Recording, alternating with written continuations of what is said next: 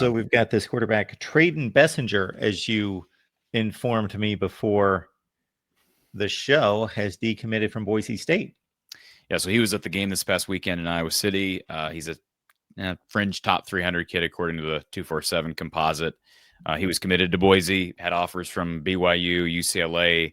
I think he maybe had, I don't remember if he had maybe one more Power 4 offer. So, I haven't really studied his film, but obviously Tim likes him. He's a bigger guy at 6'5". He's listed at 6'5", 210.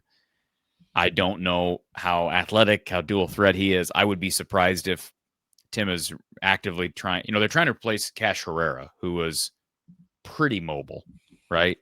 And they've got a lot of mobile guys in the roster now. Tim Lester swears up and down that Hank Brown is more mobile than we think. Jeremy Hecklinski ran for a touchdown this past weekend in mop-up duty.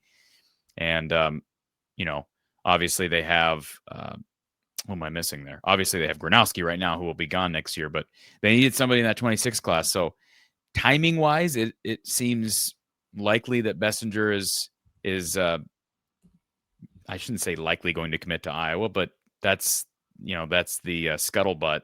And I see James saying, yeah, he's visiting BYU in a couple of weeks. But obviously there was something this past weekend. I think it's probably fair to say there was something this past weekend that made him decide, hey, I really do need to decommit. Maybe Boise State didn't like him visiting Iowa. I mean, Iowa's done that with prospects before. Like, hey, you're going to go take other visits. You need to decommit. So we'll just have to wait and see. But, the Cash Herrera flip to Indiana hurt, and partially just because of when it happened. This is a little bit late in the process, but that's what you got to do. You got to go flip somebody. And it doesn't mean Iowa won't be active in the portal, because they've been active in the portal at quarterback every single year. And part of that is because they lose somebody every single year. So we'll see this year, but he's certainly one to keep your eye on. Let me see if I've got let's see here. He committed to Boise State. Let me find when he committed to Boise. I know he's a two-sport athlete, plays basketball. His stats are, not great on basketball. He's 6-6. Let's see. Greg Biggins, who has studied this guy, says that he's a high-ceiling quarterback who looks primed for a big senior year, big frame pocket passer, pushing 6'5" with plenty of room to fill out, add good weight, has one of the cleanest strokes out west. He's from the Utah area, Davis High School in Kaysville, Utah. Generates plenty of velocity with a flick of the wrist and can get it out from different arm angles. Most comfortable in the pocket, but shows some ability to make throws rolling right or left. Has some twitch in his game. He's a two-sport athlete. Is fluid in how he moves. Shows excellent touch and timing on the deep ball when combined with his size and arm talent. Has one of the bigger upsides of any QB in the region. So he committed to Boise State prior to his Iowa offer. So that would have been back in May, and also prior to his BYU offer. So when he committed to Boise, according to 247, he had no Power 4 offers. And was right. There was another team that offered him. Minnesota also has an offer in for Tradon Bessinger. So, thank you for that, 8 Rock 2. So we'll see. We'll follow that, and we'll see if he takes that visit to BYU as planned. I hate to admit, since you just said Tradon Bessinger, to confirm his actual name, what I was doing while you were running through your analysis there, because I wanted to pull up some tape. So I went to Huddle, I went to Twitter. You can usually find the particular player. Found no Huddle tape on Corey Bessinger. I just had it in my name. Corey. I looked up Corey Bessinger, Huddle, Corey Bessinger on Twitter. Nothing. I'm like, well, there's no tape on this guy. Yeah. So. Did you find some tape?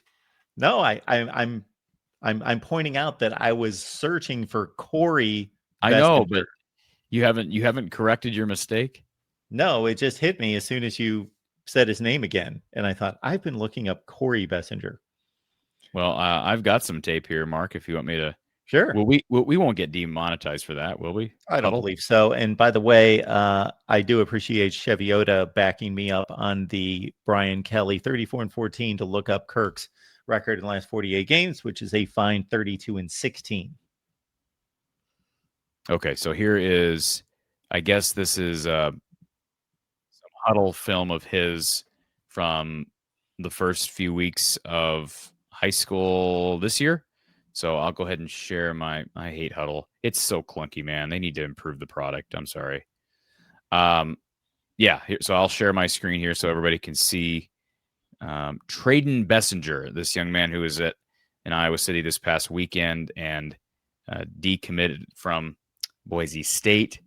And you'll get to see some film here from him. So give us a nice breakdown as this rolls here, Mark. You want to do that? Oh, there's a big hit. Yeah, we're looking at the defense there. No, I guess. Oh, this.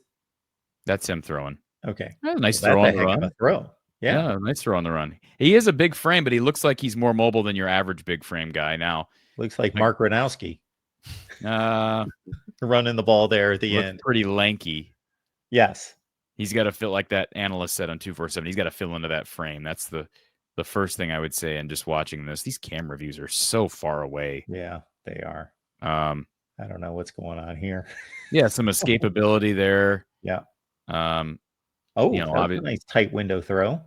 There he is on the run again. Ooh. He fit it into tight space. There's a deep shot down the sideline. Oh, nice throw. Yeah, that is a good throw. Dropped it in there. I think you and I need to do highlights every week. You do like a Sports Center highlight. Look at that. Backpedaling, falling down. Wow. That's quite a throw. Looks like he's got good footwork. There we go. In front of his receivers. Let him a little bit too much there, but that's okay. No, running in for. Yeah, I mean, I don't. Yeah. No, there's some nice escapability there. I mean, yeah. Again, it is so hard because I've seen guys at this level, like Carson May's an example, where I saw now I haven't seen Carson May play because he transferred out of Iowa before he was ever, going to see the field. But I've seen bigger guys in high school, able to run and evade pressure, and then they get to college and they look like statues because everything moves a lot faster, as you know, Mark. And it just takes a split second for, man, these are bad camera views. I mean, look at this. Tell you what, I'm gonna launch a new website. I'm just gonna use a drone to capture highlights, and then I'll send them to one of your minions, and you can, that's a good throw. Look at that anticipation, hit him in rhythm. Oh, look at that spin move. Ooh, pirouette. Oh, that's a nice throw across his body. There we go. I don't know if I would advise that most of the time, but everybody wants to be Pat Mahomes. There's a throw rolling left for a right-handed quarterback on target for the touchdown. Again, I can't really see where the ball's going. Yeah, I couldn't see that one. This far away, but yeah, this is great. This is great watching. In fact, our viewership is going up as we watch these highlights from a guy who's not even committed to Iowa. Well, this is pretty extensive. What are we, about 7 or 8 minutes deep into this? I hope it didn't restart. Quite a bit of, now there's no way to tell what's going on here. Here we go. It's done now. There you go. Yeah. Oh, cool. Good stuff.